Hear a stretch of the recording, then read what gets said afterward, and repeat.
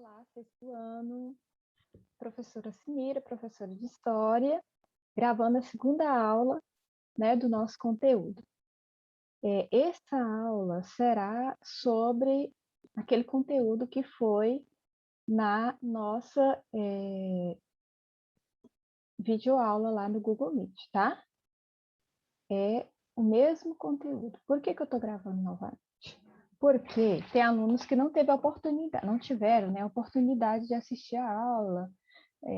No momento, talvez não tinha um celular ou um computador disponível.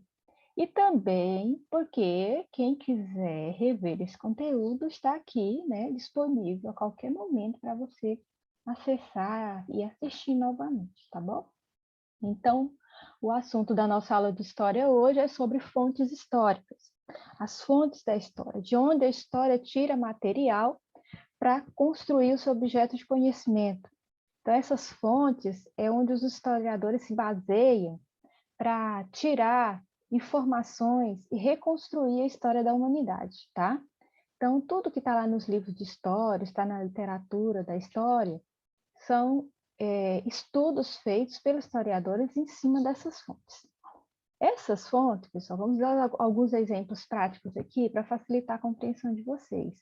É aqueles vestígios, né, que nós, seres humanos, deixamos por onde nós passamos, por onde nós moramos, por onde nós vivemos. Então, pode ser uma construção, uma estrada, uma cerca, né? Pode ser, por exemplo, as pirâmides do Egito Antigo, pode ser as muralhas da China Antiga, tudo isso são fontes, ou seja, o historiador vai lá para buscar a informação de como que vivia aqueles povos, do que eles se alimentavam, como eles se organizavam socialmente, politicamente, economicamente.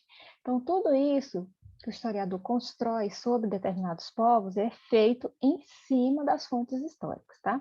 Então, passando aqui para os próximos slides, nós vamos observar que essas fontes históricas, elas podem ser materiais e imateriais, tá?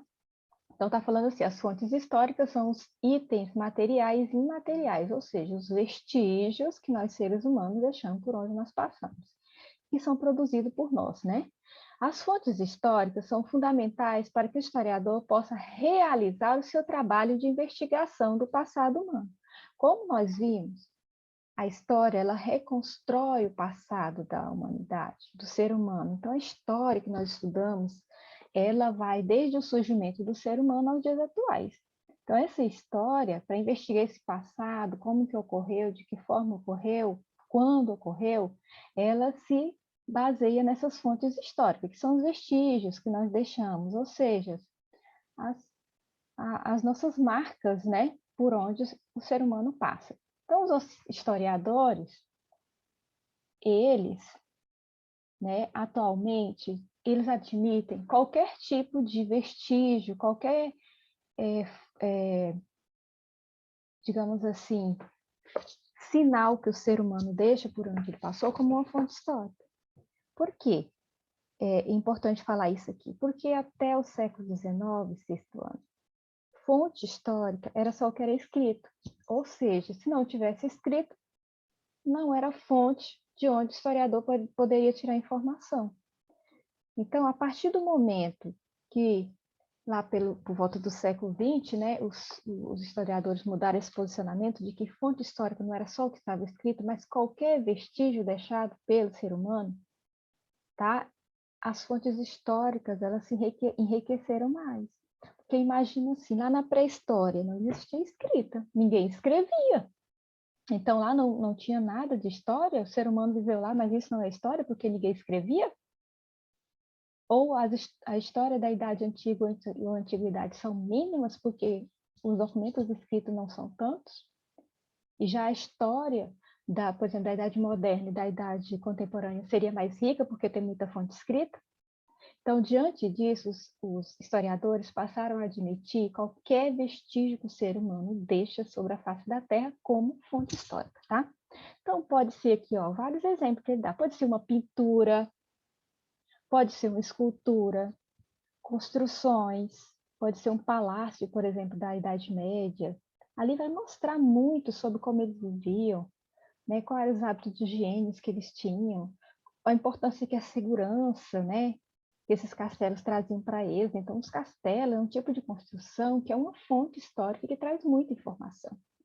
Uma foto pode ser uma fonte histórica, um vídeo, relatos orais, ou seja, uma entrevista que você faz com alguém, que alguém conta oralmente como que era lá no passado, né? Isso é fonte histórica. A pessoa está contando a história do passado através de um relato oral. Então, aqui nós temos alguns exemplos de fonte histórica, tá? Aqui nós temos uma fonte histórica material. A fonte histórica material é aquela que é matéria, ou seja, você pode ver, você pode sentir, você sabe que está ali, ela existe visualmente para você, então ela é uma fonte material. Nesse caso aqui, alguns exemplos, nós temos, por exemplo, aqui, ó, na primeira foto,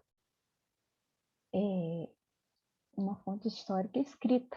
Alguém escreveu algo, pode ser até mesmo um documento, por exemplo, um certidão de nascimento de alguém ali conta sobre a história daquela pessoa, onde ele nasceu, quando ele nasceu, né? E outras informações sobre cor, né? Um monte os nomes dos pais, dos avós. Olha a quantidade de informação que tem sobre uma determinada pessoa, o seu certidão de nascimento. Isso é uma fonte histórica riquíssima.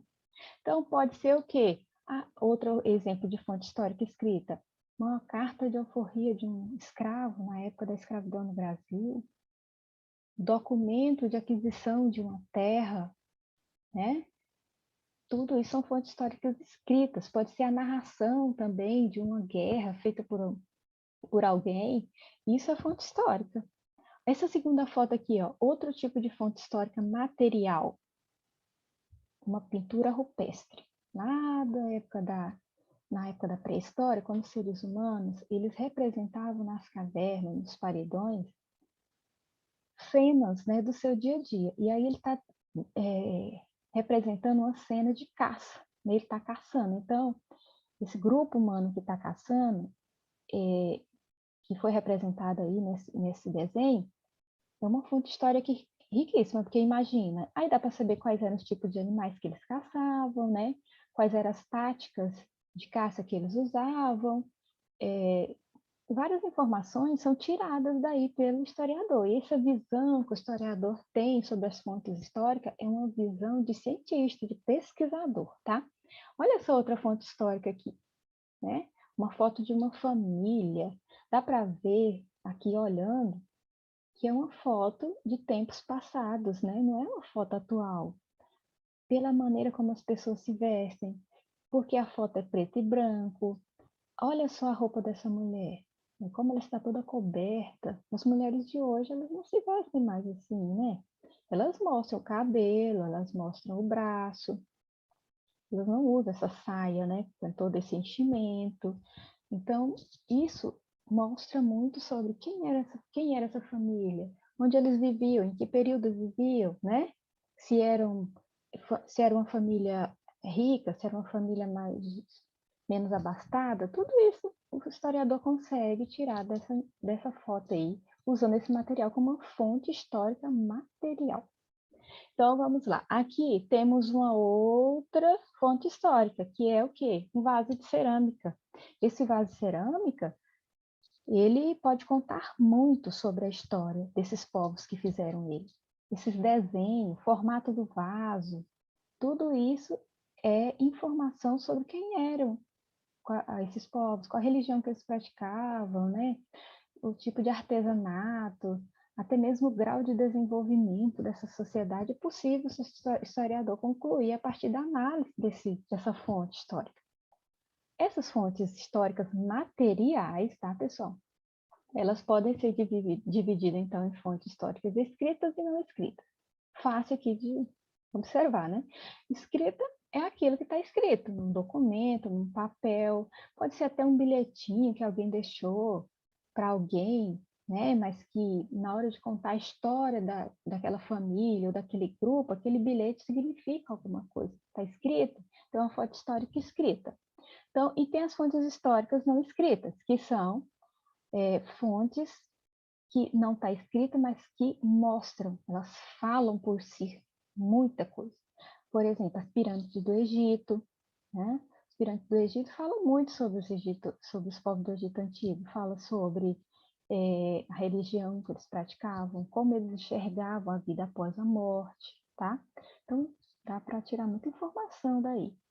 Olha essa outra foto, gente. Essa criancinha, né? Encostadinha nessa senhora. Essa foto aí é da época da escravidão no Brasil. Esse menino é branco e a mulher é negra. Aí você vê que ele não trata ela como um escrava, ela trata ela como uma pessoa querida, como uma pessoa amada.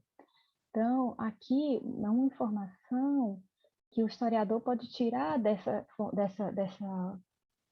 fonte histórica, né? Aí nós temos a pintura rupestre novamente, né, que é outro tipo de fonte histórica não escritas. E aí nós temos as fontes históricas imateriais, aquilo que não faz parte da matéria, mas nós sabemos que elas existem. Por exemplo, a música, uma brincadeira de criança. Aqui, ó, olha só, essa primeira imagem. Quadrilha, festa junina. Você sabe que ela existe. A forma como as pessoas se trajam, a forma como as pessoas dançam, as roupas que elas usam, a comida que é, né, servida nessas festas, tudo isso é fonte de conhecimento para o historiador, porque ele busca aí as informações só daquele povo que pratica aquele determinado tipo de cultura.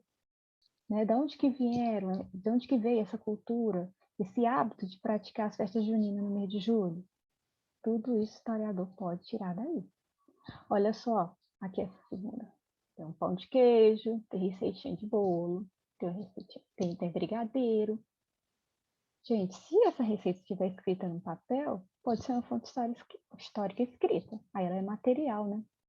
Mas aquela receita que é passada de geração em geração de forma oral, que a avó passa para a neta, que passa para a bisneta, e aí vai passando para toda a família.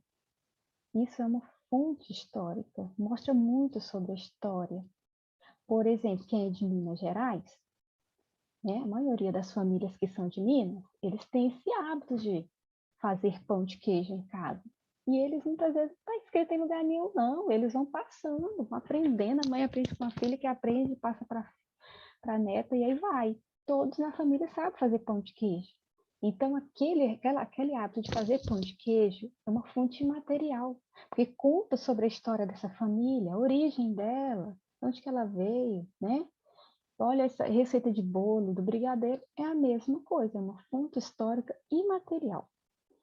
Pessoal, além dessa classificação em material e imaterial, e dentro da material ter a escrita e a não escrita, os historiadores também têm outro tipo de classificação das fontes históricas, que é essa fonte histórica voluntária e involuntária. Então, os historiadores classificam as fontes históricas como voluntárias e involuntárias. Nesse sentido, existem fontes e documentos históricos pensados, construídas de maneira proposital para registrar determinados acontecimentos para a posterioridade. Ou seja, quando essa fonte histórica, quem está criando ela, está criando realmente com a intenção de que no futuro isso possa ser usado para contar a história ali do que está acontecendo, ela é voluntária. Então, intencionalmente, aquela fonte histórica ela é criada para contar aquele acontecimento, para no futuro alguém saber como que foi aquele acontecimento.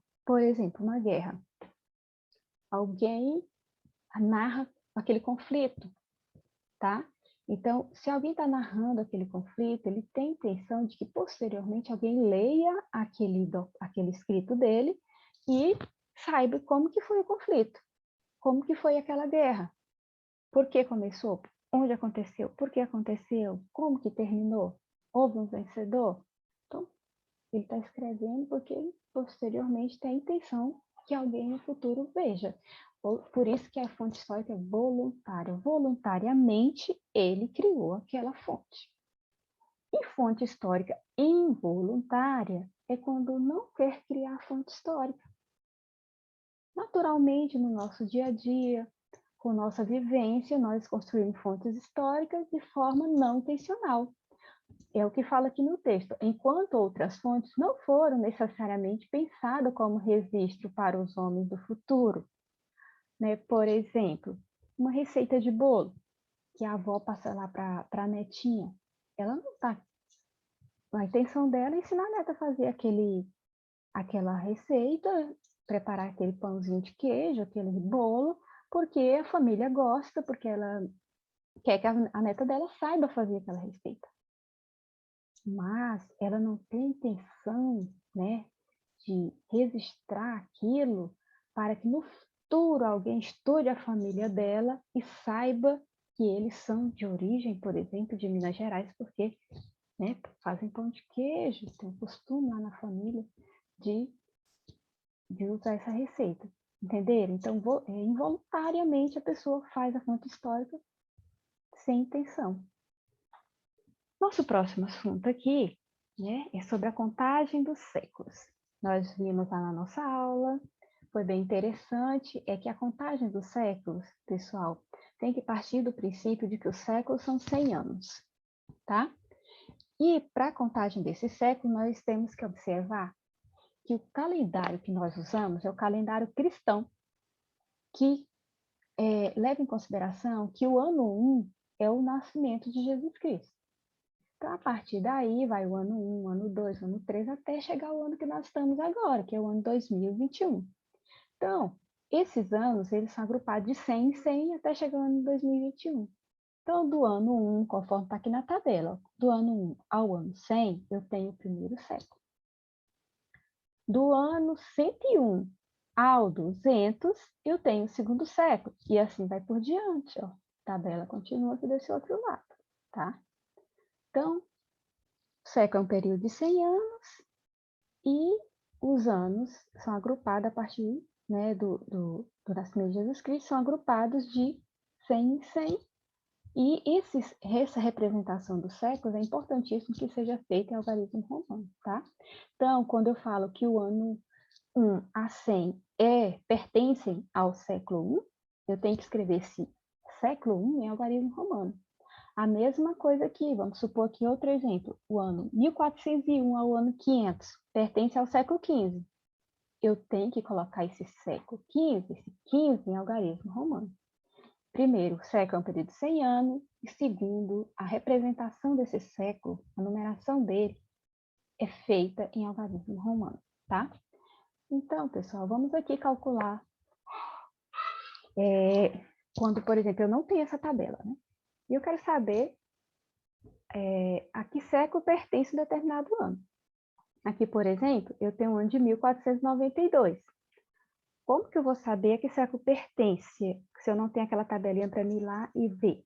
Então, olha, tem a regrinha matemática que diz o seguinte: corta os dois últimos dígitos, ou seja, você vai cortar a unidade e a dezena.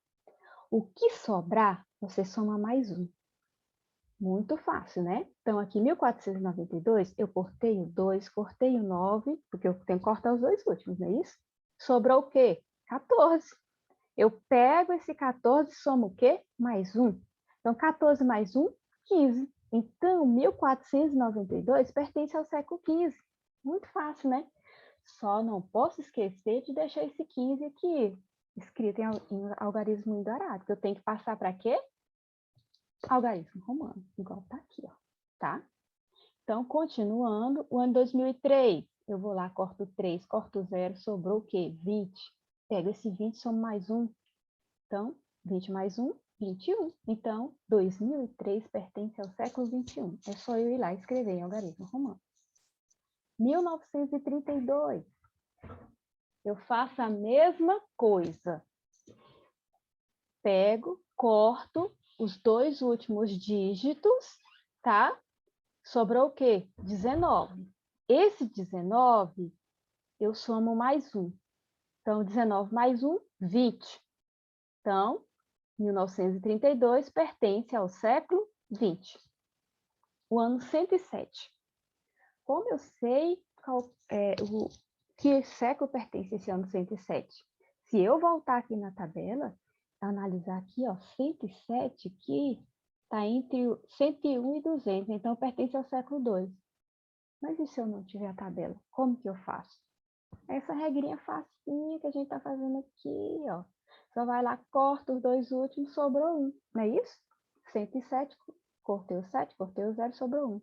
Eu pego esse 1 que sobrou e somo mais 1. 1 mais 1, 2. Então, 107 pertence ao século II. É só transformar isso em algarismo romano. Aqui outro exemplo, o ano de 27. Se eu voltar aqui nessa tabela, eu vou ver que o ano 27, ele está aqui, ó, no primeiro século, porque ele está entre o 1 e o 100. Então, ele pertence ao primeiro século. Mas se eu não tiver com a tabela, como que eu vou saber? Aplica essa regrinha matemática. Você vai cortar os dois últimos dígitos. Cortei o 7, cortei o 2, sobrou o quê? 0. O que eu faço com 0? Soma mais 1. Então, 0 mais 1 é o quê? 1. Então, significa que o ano 27 pertence ao século I. Fácil, né? Não tem erro, é só cortar os dois últimos e somar mais 1. Outro exemplo aí, 1027. Eu só vou lá, corto os dois últimos. Cortei o 7, cortei o 2, sobrou o quê? 10. 10 mais 1, 11. Então, 1027 pertence ao século XI. Outro exemplo, 2011. Como que eu sei que século pertence esse ano? Vou lá, cortei os dois últimos. 1, estado, sobrou 20. 20 mais 1, 21. Então, o ano de 2011 pertence ao século 21. Fácil, né? Muito fácil. É só cortar os dois últimos dígitos, a unidade e a dezena. O que sobrou, você soma mais 1. Aí, somou, o resultado é aquele século, que pertence àquele ano. Porém, você não pode esquecer de passar para o algarismo romano. Pessoal, mas tem uma outra regra. Essa regra é mais fácil que a primeira. Se a primeira já estava fácil, essa aqui é mais fácil ainda. Então, qual é a segunda regra? É quando o ano se termina em 00. Igual aqui, por exemplo, 500. Se eu tenho um ano terminado em 00, para saber a que século ele pertence, eu faço a mesma regra do cortar, só que eu não somo mais 1. Eu só deixo lá o que sobrou. Ali já é o século. Por exemplo, aqui, o ano 500. O que eu faço? Eu vou lá, corto os dois zeros, sobrou o quê? 5. Então, o ano 500 já pertence ao século V. Muito fácil, né? Aqui, ó, século V. É mais fácil do que a primeira regra. Se a primeira regra era fácil, essa é mais fácil ainda. Então, aqui, ó, ano 1200. Como que eu vou fazer? Cortar os dois zeros. Cortei os dois zeros, sobrou o quê? 12. Esse 12, você vai transformar em algarismo romano. 12. Aqui, ó. Já é o século que pertence ao ano 1200. Outro exemplo, 2000. Como que eu vou fazer? Corto os dois zeros, últimos aqui, né? Então, sobrou o quê? 20. 20 já é o século que você está procurando. O ano 2000 já pertence ao século XX. Você só coloca em algarismo romano. É muito fácil, né, sexto ano? Então, nós hoje, né, estamos no século XXI. O ano de 2021 pertence ao século XXI.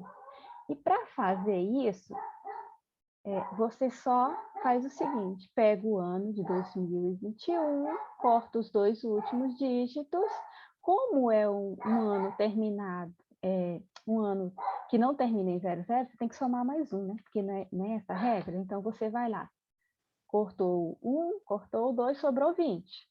Você pega o 20 e soma mais 1, deu o quê? 21. Por isso nós estamos no ano 2021. Aliás, estamos no século XXI. O ano de 2021 pertence ao século XXI, tá? Então é isso, muito obrigada e até a próxima aula, tá bom?